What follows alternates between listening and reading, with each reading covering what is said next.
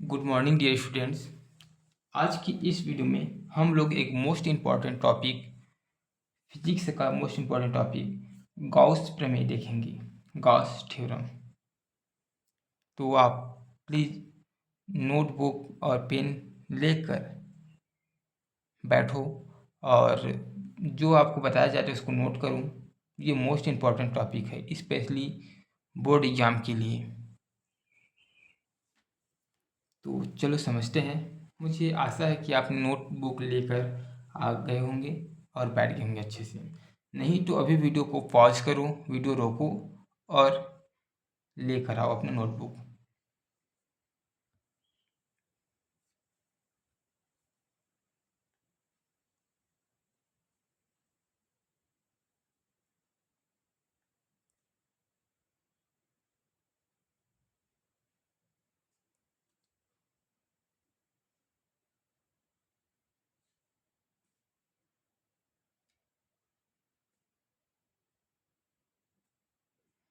Gauss theorem.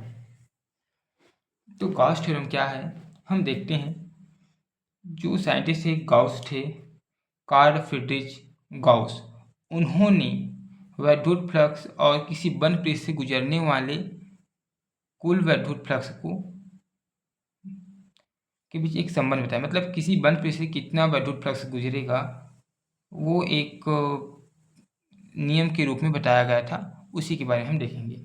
तो देखते हैं गॉस के प्रमेय के अनुसार।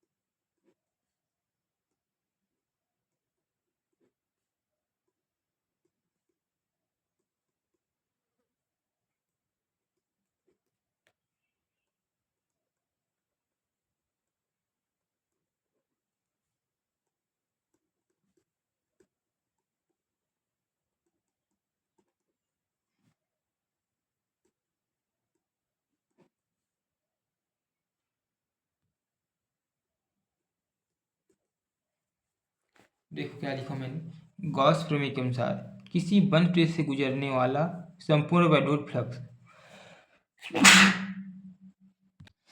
सॉरी,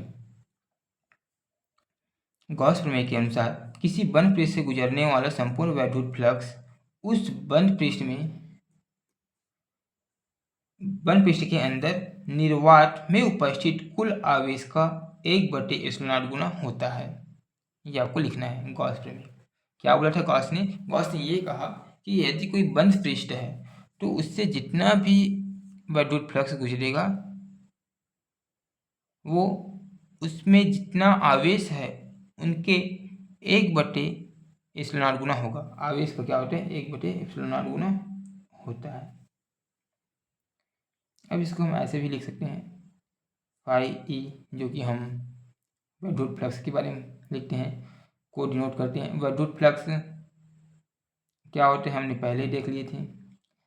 अब यदि कुल बोलते हैं तो इंटीग्रेशन करेंगे। क्लोज इंटीग्रेशन एस सरफेस के लिए ई डी एस, ये है, या फाई ई बराबर Q/ε0। अगर दोनों को अगर लिखेंगे तो फाई ई बराबर ई डी एस बराबर 1/Q। देखिए ये गॉस ने कहा था, अभी हमने देखा गॉस, और ये था हमारा वैद्युत फ्लक्स से। तो यदि ये इनके बराबर है, ये फाई ई भी बराबर है, तो ये तीनों आपस में एक दूसरे का बराबर होगा। ठीक। तो गॉस का प्रमेय ये कहा था, किसी बंद पृष्ठ से गुजरने वाला कुल वैद्युत फ्लक्स उस बंद पृष्ठ में उपस्थित कुल आवेश का 1/ε गुना होता है। ठीक, ये हमें बताया था सॉरी, ये हमें बताया था गॉस ने बताया था। ठीक, ये हमें गॉस ने बताया था। अच्छा, गॉस बोलो या गॉस बोलो, दोनों एक ही है ना, कोई दिक्कत नहीं। अब हम देखते हैं गॉस की जो प्रमेय है उसका निगमन कैसे करें। गॉस के जो नियम है ये E बराबर आई ई बराबर 1/ε गुना होते हैं, इसको कैसे हम, या Q/ε गुना है, इसको हम कैसे निगमित करेंगे। तो चलो एक टॉपिक डालो, निगमन या डेरिवेशन।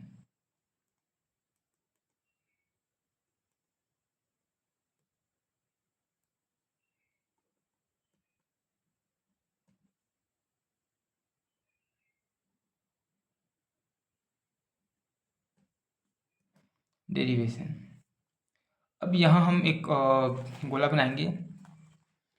तो चाहो तो आप गोला बनाना, लेकिन ये है कि अगर आप स्केल से प्रकार देना चाहते हो तो नाप का बनाएंगे, वरना ऐसे ही बना सकते हो। मैं नॉर्मल बना रहा हूँ, तो आप लोग जब भी बनाओगे एग्जाम में अच्छे से बनाएं। ठीक, अब मान लो कोई गोला है, गोले के अंदर कोई आवेश है, गोले के केंद्र क्यू ओ है, ओ के अंदर कोई क्यू आवेश है। अगर हम गोले की त्रिज्या की बात करें तो उसको हमने मान रखा है आर है। और यदि इस आवेश पे यदि एक बिंदु पी है जहाँ हमें तीव्रता बताना है कि कितना तीव्रता है, तो यहाँ से वैद्युत तीव्रता जाएगा, वो है हमारा ई वेक्टर। अब यदि इसके हम छोटा सा अल्पांश ले, छोटा सा अल्पांश में तो छोटे से हिस्सा ले, क्योंकि छोटा सा अवयव ले ले, तब क्या होता है, तो बिंदु P से जाने वाली वैद्युत रेखा ई है, और यहाँ से जो डी एस है, डी एस वेक्टर मतलब कि ये एक अल्पांश की बात कर रहे हैं, तो ई और डी दोनों एक ही दिशा में है, आप ये देख सकते हो, ई और डी एस। तो इसके लिए हमें क्या लिखना पड़ेगा वो देखते हैं।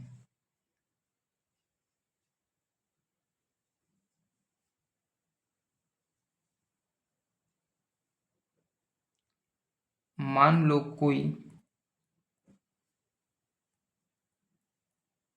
बिंदु आवेश Q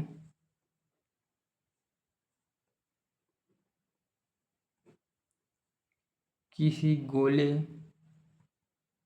के केंद्र, किसी गोले के केंद्र, अच्छा चाहो तो आप स्किप कर सकते हो, वरना मैं तो ये बोलूँगा कि आप पूरा देखिए जिससे आपको अच्छे से समझ आ जाए। ठीक, तो गोले के केंद्र O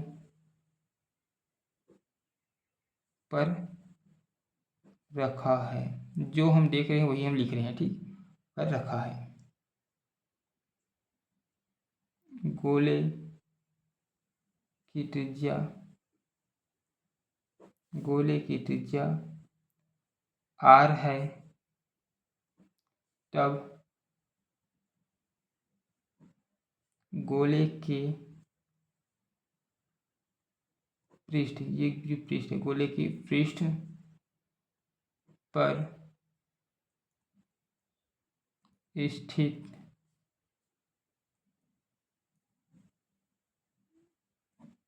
बिंदु P पर विद्युत क्षेत्र की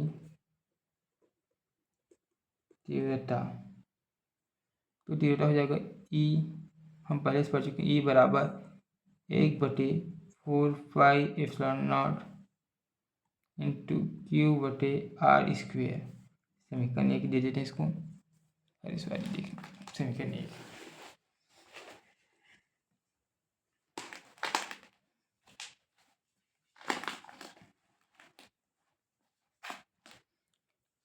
अब हम क्या करते हैं, ये बताना है कि यदि क्षेत्र E विद्युत क्षेत्र ई, तीव्रता ई और डी एस अगर एक ही दिशा में है और कौन सी दिशा में, ओ पी की त्रिज्यीय दिशा में है, तब इनके बीच के जो कोण है वो क्या होगा, वो बन जाएगा 0 अंश।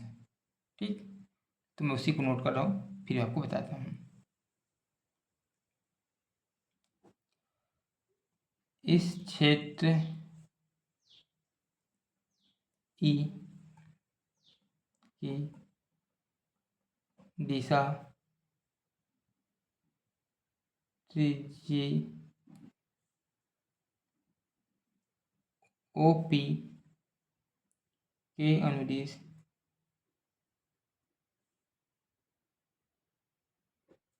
बाहर की ओर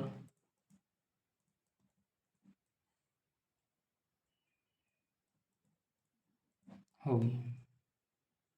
इनकी जो दिशा है वो कैसे होगी, बाहर की ओर होगी। त्रिज्या मतलब त्रिज्या से सीधा ये बाहर की ओर जा रहा है।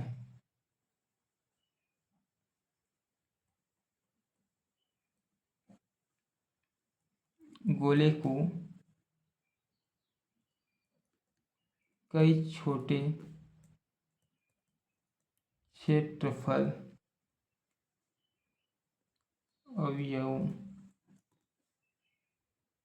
में विभाजित करते हैं।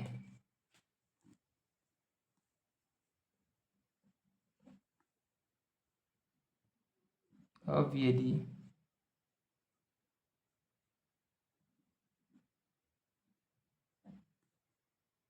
बिंदु P को घेरे छोटे क्षेत्रफल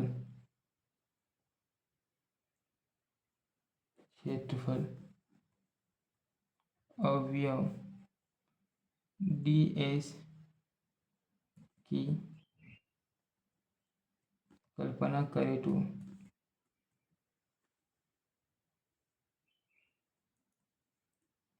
इसकी दिशा OP के अनुदिश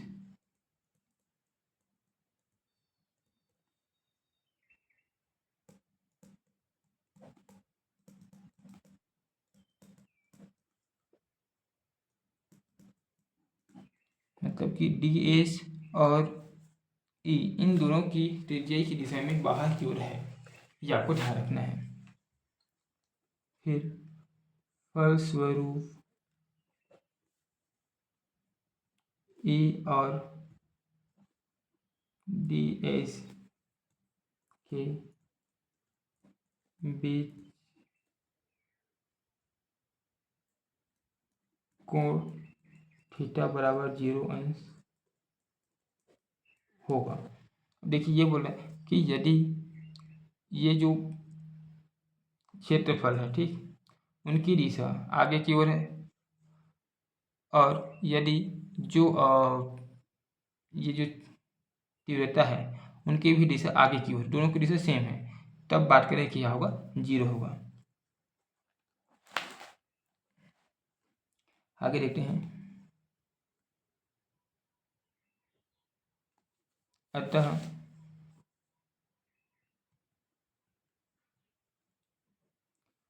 क्षेत्रफल अवयव ds से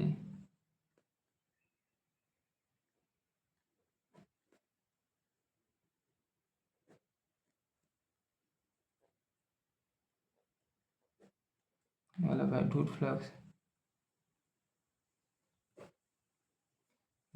फ्लक्स बराबर डी फाई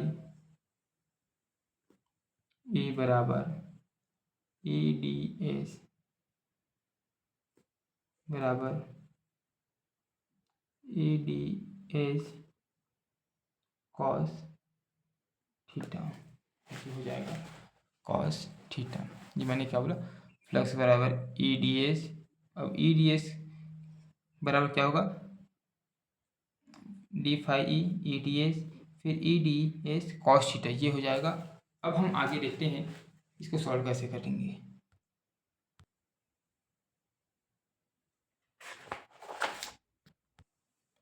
अब या उसी को हम कुछ ऐसे भी लिख सकते हैं, देखिए क्या लिखते हैं, या डी फाई ई बराबर ई डी एस कॉस 0 अंश, और हमें ये पता है कॉस 0 बराबर 1 होता है, तो ई डी एस हो जाएगा, क्योंकि 1 से गुना होगा तो 1 ही आएगा। अब देखते हैं समीकरण 1 से मान रखने पर, अब हमने समीकरण जो 1 माना था, कहाँ माने थे वो देखते हैं। समीकरण 1 कहाँ पर था, समीकरण 1 ये था। अब ई का मान हमें मिल गया है, तो हम समीकरण 1 से ई का मान रखते हैं।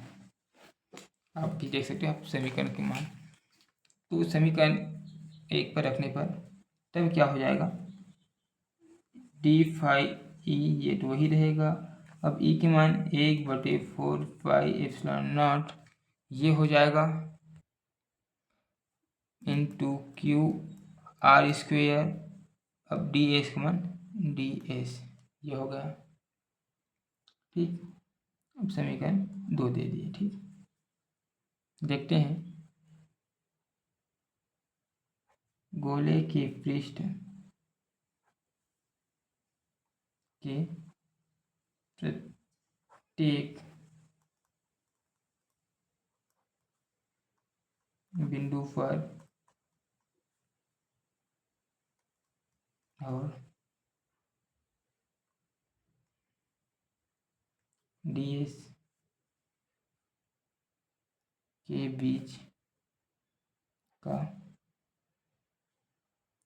कोण 0 अंश है। मतलब ये बोला कि जितने भी कोण बनेगा वो हमेशा क्या बनेगा, अभी अगर गोले की बात करें तो 0 अंश बनेगा, तब सबके लिए वही अप्लाई होगा, कॉस थीटा बराबर 1 हो जाएगा, क्योंकि सभी में कॉस थीटा का मान 0 डिग्री है।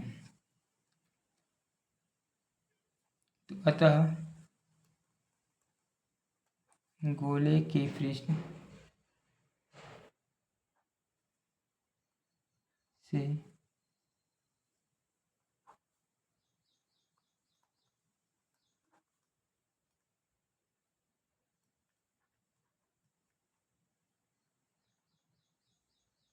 गुजरने वाला संपूर्ण वैद्युत फ्लक्स, अब गोला में से जितना भी वैद्युत फ्लक्स निकलेगा उसका मान बताया कि कितना होगा। तो अगर हम समाकलन करें तो phi E close integration of surface d phi E हो जाएगा। अब यदि हम समीकरण 2 से मान रखने फिर से समीकरण 2 से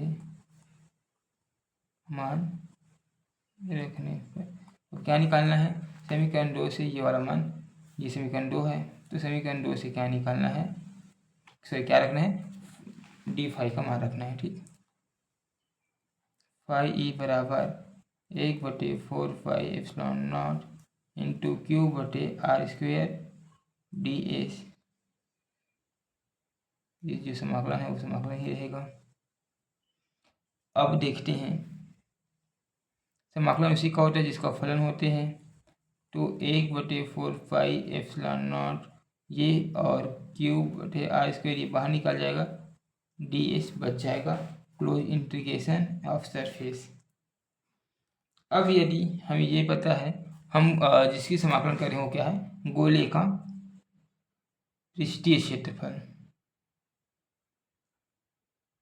किंतु गोले का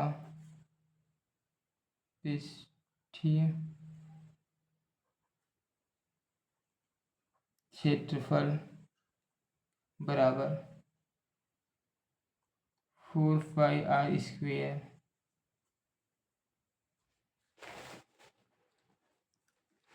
तो क्या होगा, हम इस डी एस की जगह 4 पाई आर स्क्वेयर वेट करेंगे, ई बराबर 1/4 pi epsilon not into Q बटे R square into 4 pi r²। अब यदि इसको सॉल्व करके लिखिए, काट के लिखिए, ये स्क्वायर के स्क्वायर, ये 5 तो क्यू इंटू 1/0 बचेगा, या फिर ये भी लिख सकते हैं 5 बराबर ई Q/E0 5E। अब यही क्या है, हमारा गॉस का प्रमेय है, यही गॉस या गॉस का प्रमेय है।